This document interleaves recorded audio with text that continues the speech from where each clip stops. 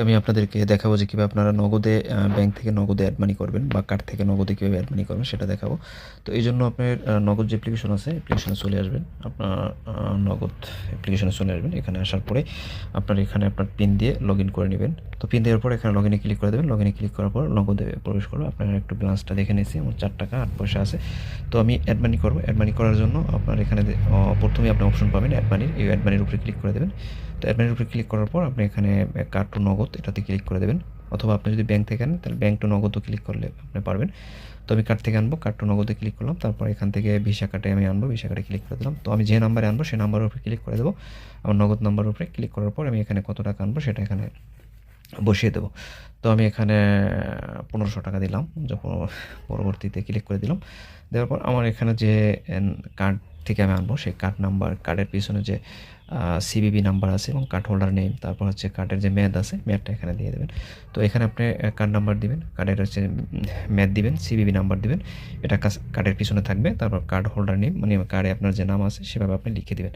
তো আমি এগুলো পূরণ করে দিচ্ছি, সেটা দিয়ে দেবো। সিভি নাম্বার দেওয়ার পর আমি এখানে রিমেম্বার মি দিয়ে দেবো, তাহলে আমার এটা সেভ হয়ে থাকবে, তাহলে আর আমাকে বারবার এটা আমাকে বসাতে হবে না। তো এটাতে পরে আমি নিচে দেখবেন যে পে আছে, পেতে ক্লিক করে দেবেন, টাকার অ্যামাউন্টটা থাকবে সেটাতে ক্লিক করবেন। এটাতে ক্লিক করার পর আপনার সামনে এরকম আসবে যে এসএমএসটা আপনি কিসের মাধ্যমে নেবেন, যে ওটিপিটা আসবে। তো আমি এখানে এসএমএসের উপরে ক্লিক করে এখান থেকে সাবমিট করে দিলাম। তারপর যে ব্যাংকে যে নাম্বারটা আমার দেওয়া আছে সে নাম্বারে একটা ওটিপি চলে আসবে। তো ওটিপিটা আমি এখানে বসিয়ে দেবো। তো ওটিপিটা চলে আসছে, আমি ওটিপিটা বসিয়ে দেবো এখানে। আছে, সাবমিটে ক্লিক করে দেবেন।